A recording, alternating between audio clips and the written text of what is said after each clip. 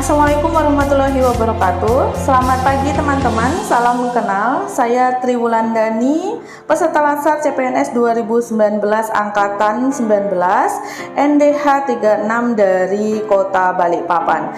Pada kesempatan hari ini saya akan menyampaikan kegiatan aktualisasi saya yang ada 8 kegiatan. Kegiatan yang pertama yaitu pembuatan RPP daring.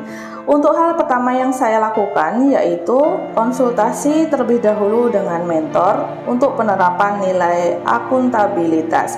Kemudian untuk yang kedua, saya menyiapkan bahan-bahan ajar. Nah, bahan-bahan ajar ini bisa buku tematik, silabus. Nah, setelah itu saya membuat RPP-nya. Setelah RPP selesai, saya meminta saran pada teman sejawat dan meminta persetujuan pada mentor saya di sekolah. Setelah disetujui, saya mencetak RPP yang telah saya buat. Untuk kegiatan yang kedua yaitu pembuatan video pembelajaran menggunakan aplikasi. Aplikasi yang saya gunakan yaitu memakai YouTube. Nah, sebelum kita mulai, saya membuat intro dulu dengan menggunakan Canva. Kemudian setelah menggunakan Canva, saya juga menyuting diri saya sendiri untuk menjelaskan materi. Nah, setelah itu saya juga membuat slideshow dengan PowerPoint. Nah, setelah selesai semuanya saya gabungkan, kemudian saya editing. Kemudian editingnya itu menggunakan KineMaster. Pada saat editing, saya harus menghilangkan green screen yang ada di belakang saya agar menyatu dengan video pembelajaran yang saya buat. Nah, contohnya seperti ini. Nah, ini adalah video pembelajaran saya pada Canva. Kemudian untuk editingnya menggunakan KineMaster seperti ini. Setelah video selesai, saya bertanya pada teman sejawat untuk meminta saran pada mereka bagaimana tentang video saya ini. Kemudian meminta persetujuan mentor juga bagaimana mengenai perkembangan dari video saya. Setelah disetujui, saya mengupload video pembelajaran di YouTube, kemudian mengambil linknya dan mengirimkan ke anak-anak pada saat saya mengadakan kegiatan belajar. Kemudian kegiatan yang ketiga yaitu Gemas, game efektif, menyenangkan, dan asyik. Nah, game ini saya menggunakan dua aplikasi yaitu Quizizz dan Bambuzel. Untuk yang pertama, Quizizz terlebih dahulu saya buat, kemudian saya lanjutkan ke aplikasi Bambuzel. Quizizz ini sangat menyenangkan sekali jika dipraktekkan kepada anak-anak. Kemudian pada seluruh kegiatan aktualisasi saya juga saya menerapkan nilai-nilai aneka agar memperlancar kegiatan aktualisasi saya di sekolah. Sebagai ASN, saya juga bisa menerapkan aneka dengan baik. Nah, setelah game saya selesai, saya meminta teman sejawat untuk mencoba mengerjakan game saya. Setelah game saya cobakan pada teman sejawat, saya minta persetujuan mentor untuk melihat game saya apakah disetujui apa tidak. Nah, jika sudah disetujui, saya memulai pembelajaran dengan anak-anak saya di sekolah. Berhubung kita tidak sekolah, jadi kami menggunakan daring dengan aplikasi Zoom. Nah, pada saat pembelajaran ini saya menggunakan game Bambuzel. Kalau game Quizizz saya gunakan untuk kegiatan sehari-hari dalam bentuk individu. Kalau Bambuzel ini saya gunakan untuk kegiatan mereka saat bermain game bersama kelompok. Nah, seperti ini bentuknya. Saya membagi dua tim anak-anak, kemudian memilih nomor yang mereka inginkan. Yang di dalamnya ada soal-soal yang harus dijawab. Mereka bergantian menjawab dan tentunya nanti akan ditemukan atau akan ada pemenangnya, juara 1 dan juara 2. Game ini sangat seru sekali. Kemarin saat saya presentasikan bersama anak-anak dengan Zoom, mereka bolak-balik meminta. Sepertinya anak-anak sangat antusias sekali jika diberikan aplikasi yang mudah seperti ini. Ini pemenangnya sudah tertemu, yaitu tim 1. Untuk kegiatan yang keempat yaitu pembuatan penilaian soal. Saya menggunakan dua aplikasi yaitu Live Worksheet dan juga menggunakan aplikasi Google Form.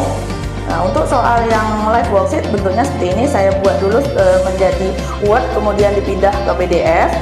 Kemudian setelah dipindahkan ke PDF, saya memindahkan kembali ke aplikasinya live worksheet. Nah, bentuknya seperti ini. Di aplikasi live worksheet ini saya hanya membuat kotak-kotak, jadi mengedit kotak-kotak tempat jawaban saja, kemudian mengambil linknya dan mengirimkan ke anak-anak. Anak-anak langsung mengerjakan di aplikasi tersebut dan aplikasi tersebut otomatis menilai. Guru tidak perlu repot untuk menilai lagi. Sangat menyenangkan sekali dan sangat membantu guru sekali ini. Untuk yang kedua, soal penilaian, saya menggunakan aplikasi Google Form. Saya menggunakan satu nilai ulangan saja, tema 9 subtema 3.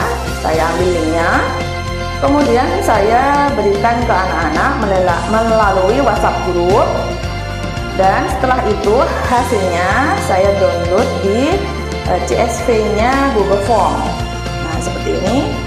Kemudian kegiatan saya yang kelima yaitu membuat ruang informasi orang tua menggunakan aplikasi Telegram. Sebelumnya tentu saja saya melakukan konsultasi terlebih dahulu kepada kepala sekolah untuk memperjelas kegiatan saya, target saya, agar kegiatan saya semakin lancar.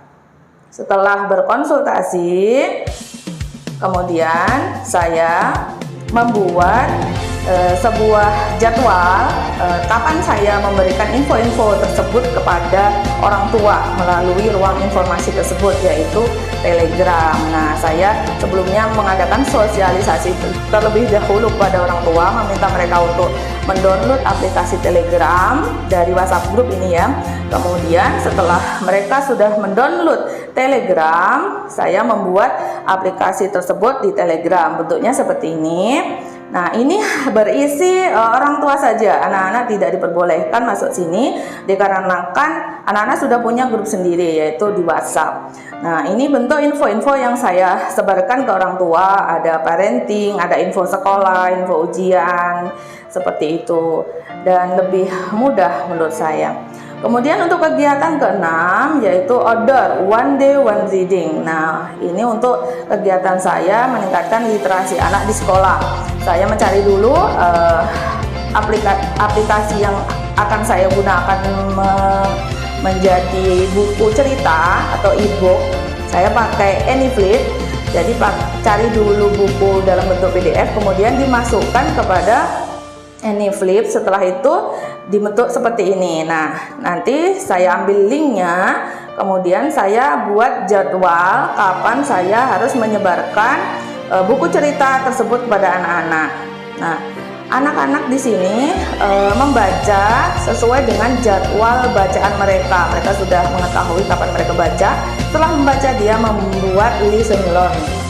Kemudian yang kegiatan ke-7 yaitu Sabtu kegiatanku. Ini kegiatan anak-anak dengan orang tua. Saya konsultasi terlebih dahulu, kemudian sosialisasi ke orang tua apa itu saku. Nah, setelah itu saya laksanakan saku tersebut. Nah, ini contohnya saya memberikan tugas anak-anak untuk bekerja sama dengan orang tua, membersihkan lingkungan dan sebagainya. Kegiatannya terakhir yaitu kegiatan Mbak Viral, mengadakan lomba virtual. Nah, sebelum lomba saya membuat poster-poster terlebih dahulu, poster menyanyi, membaca puisi, dan menggambar. Kemudian saya membuat Google Form untuk mengetahui siapa saja yang akan ikut lomba. Setelah saya temukan anak-anaknya yang ikut lomba, kemudian saya share ke anak-anak kapan lomba itu diselenggarakan. Setelah itu, anak-anak mengumpulkan lombanya tersebut dalam bentuk virtual, ada bentuk video, ada juga langsung ke sekolah. Contohnya lomba menggambar itu langsung anak-anak pergi ke sekolah. Kemudian lomba puisi, mereka juga mengirim video saja kepada saya. Pengiriman ini saya lewatkan Telegram dan juga WhatsApp. Kalau memang memorinya mampu di WhatsApp, saya suruh di WhatsApp. Kalau tidak mampu, saya arahkan ke Telegram. Nah, ini untuk video anak-anak prosesnya pada saat mengikuti lomba menggambar. Nah, setelah lomba menggambar selesai, saya mengadakan penilaian. Penilaian ini dilaksanakan oleh teman sejawat saya, Ibu Salvia dan Ibu Tian, agar saya meminimalisir adanya kecurangan. Nah, ini pada saat mengadakan penilaian lomba menyanyi dan membaca puisi. Nah, ini hadiah-hadiah yang sudah saya siapkan pada anak-anak. Ada piala, ada buku, ada juga makanan kecil. Sekian kegiatan aktualis saya. Terima kasih, semoga bermanfaat. Wassalamualaikum warahmatullahi wabarakatuh.